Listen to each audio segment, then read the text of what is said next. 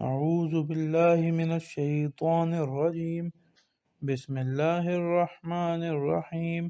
المومنین حضرت عائشہ صدیقہ سلام اللہ و رضوانہ علیہا رسول اللہ صلی اللہ علیہ وسلم کی یہ واحد بیوی ہیں جن سے آپ صلی اللہ علیہ وسلم نے ان کے کنوارے پن میں نکاح فرمایا۔ ان کے علاوہ وہ آپ کی تمام بیویاں بیوہ ہی تھیں۔ آپ سلام اللہ و رضوانہ علیہا کو رسول اللہ صلی اللہ علیہ وسلم کی محبوب زوجہ، صدیق باپ کی صدیقہ بیٹی، کتاب و سنت کی عالمہ، صحابہ کی معلمہ ہونے کا شرف حاصل ہے، اور یہ کہ آپ پر لگنے والی تہمت سے آپ کی پاکی اور بریت ظاہر کرنے کے لیے اللہ تعالیٰ نے آپ کے حق میں قرآن اتارا، اور اس میں خود رب کائنات نے آپ کی پاکی کی گواہی دی۔ نیز یہ اعزاز بھی سیدہ عائشہ ہی کا نصیب ہے کہ آپ کی گود اطہر میں سرور کونین صلی اللہ علیہ وسلم سار رکھے ہوئے اپنے خالق حقیقی سے جا ملے، اور آپ ہی کا ہجرہ مبارک رسول اللہ صلی اللہ علیہ وسلم کی آخری آرام گاہ ٹھہرا۔ اس کے علاوہ آپ تقوی، زہد، عبادت اور صفاء قلب، دل کی صفائی و پاکیزگی جیسے اوصاف سے آراستہ تھیں۔ نام و نسب: آپ سلام اللہ و رضوانہ علیہا کا اسم گرامی عائشہ اور کنیت اپنے بھانجے عبداللہ بن زبیر کی نسبت سے ام عبداللہ تھی۔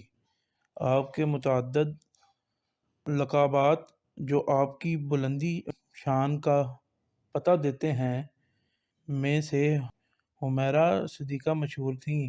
آپ کے والد حضرت ابوبکر صدیق جن کا نام عبداللہ تھا، اور آپ سلام اللہ و رضوانہ علیہا کے دادا ابو قحافہ ہیں جن کا نام عثمان بن عامر تھا، اور آپ کی والدہ مائدہ کے نام میں اختلاف ہیں، بعض نے زینب بتایا مگر وہ اپنی کنیت ام رومان سے مشہور ہیں۔ آپ سلام اللہ و رضوانہ علیہا کے نانا کا نام عامر بن عمیر تھا۔ ولادت با سعادت: آپ سلام اللہ و رضوانہ علیہا کی ولادت راج قول کے مطابق نبوت کے 5ویں سال کے آخری بمطابق جولائی 614 عیسوی میں ہوئی۔ حضور صلی اللہ علیہ وسلم سے آپ کا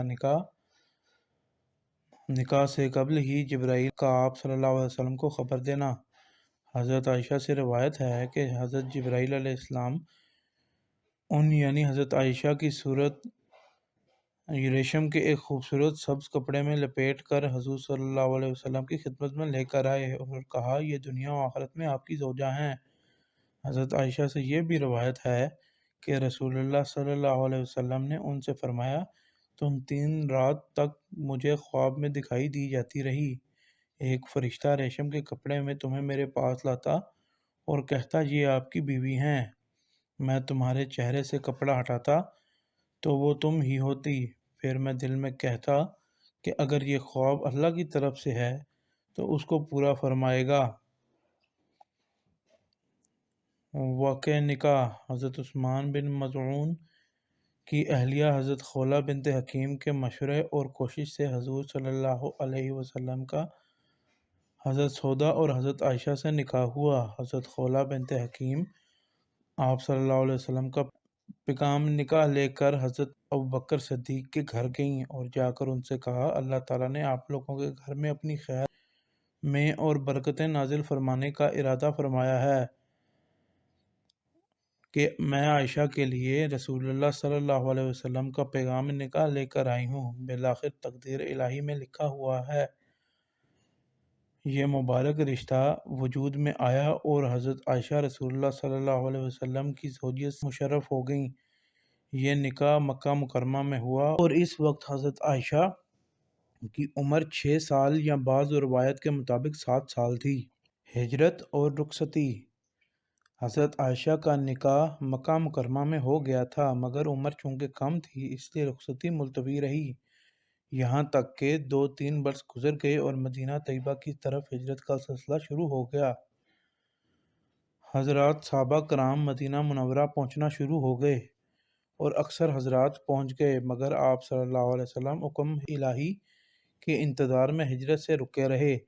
جب اللہ تعالیٰ کی طرف سے آپ صلی اللہ علیہ وسلم کو ہجرت کی اجازت ملی تو آپ حضرت ابوبکر صدیق کو اپنے اس مبارک سفر کا ساتھی بنا کر مدینہ طیبہ کی طرف روانہ ہو گئے۔ ان دونوں حضرات کے اہل و عیال ادھر مکہ میں ہی رہے۔ جب آپ اور آپ کے رفیق سفر صدیق اکبر مدینہ طیبہ پہنچ گئے تو وہاں پہنچ کر ان حضرات نے عمدہ بندوبست فرما کر اپنے اہل عیال کو بھی بلوا لیا۔ چنانچہ آپ صلی اللہ علیہ وسلم کی اہلیہ حضرت سودا اور آپ کی دو صاحبزادیاں حضرت فاطمہ اور حضرت ام کلثوم اور حضرت ابوبکر کی اہلیہ حضرت ام رومان اور آپ کی دو صاحبزادیاں حضرت عائشہ اور حضرت اسماء اور ایک صاحبزادے حضرت عبداللہ بن ابی بکر بھی چند دنوں میں مدینہ طیبہ پہنچ گئے۔ مدینہ طیبہ پہنچ جانے کے بعد 7-8 ماہ تک حضرت عائشہ اس طرح اپنے والدین کے گھر میں رہیں۔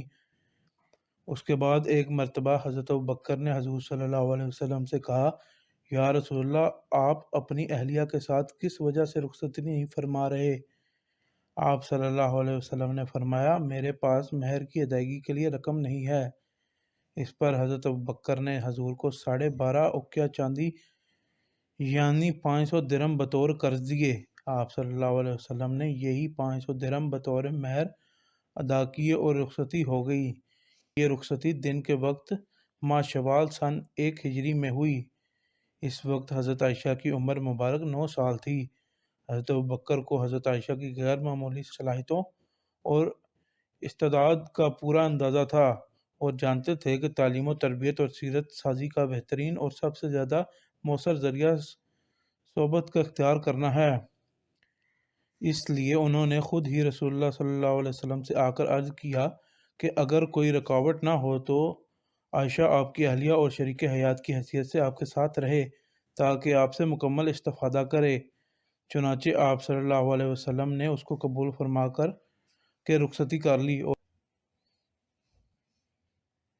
اور حضرت عائشہ نے اس طرح کم سنی سے ہی آپ کے ساتھ رہنا شروع کر دیا اور اپنی تعلیم و تربیت کی آنکھیں اللہ کے برگزیدہ رسول و پیغمبر کی صحبت میں کھولیں اور آپ کی ہر بات اور ادا کو محفوظ کر کے امت کی رہنمائی کی، حتیٰ کہ بڑے بڑے صحابہ کرام بھی آپ سے رہنمائی لیا کرتے تھے۔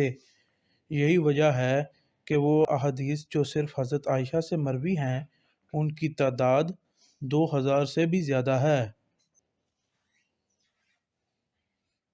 ولیمہ۔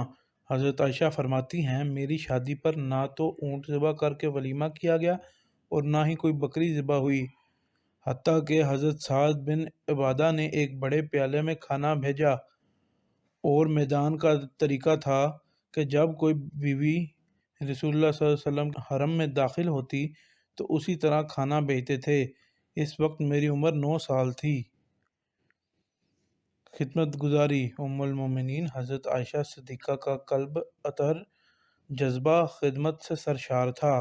گھر میں اگرچہ خادمہ حضرت بریرہ موجود تھیں لیکن حضرت سیدہ سرکار دو عالم صلی اللہ علیہ وسلم کا کام خود کرتی تھیں، آٹا خود پیستی تھیں، خود گوندتی تھیں، کھانا خود پکاتی تھیں، آپ صلی اللہ علیہ وسلم کا بستر خود اپنے ہاتھ سے بچھاتی تھیں، وضو کا پانی خود اپنے ہاتھ سے لا کر رکھتی تھیں، قربانی کے اونٹوں کا کلادہ گلوبند خود بٹتی تھیں، سید عالم ان کے سر مبارک میں کنگھا خود کرتی تھیں، آپ صلی اللہ علیہ وسلم کے وجود مبارک کو عطر لگاتی تھیں، آپ صلی اللہ علیہ وسلم کے کپڑے خود دھوتی تھیں اور سوتے وقت آپ کی مسواک اور پانی سرہانے خود رکھتی تھیں، مسواک کو صفائی کی کر سے دھویا کرتی تھیں۔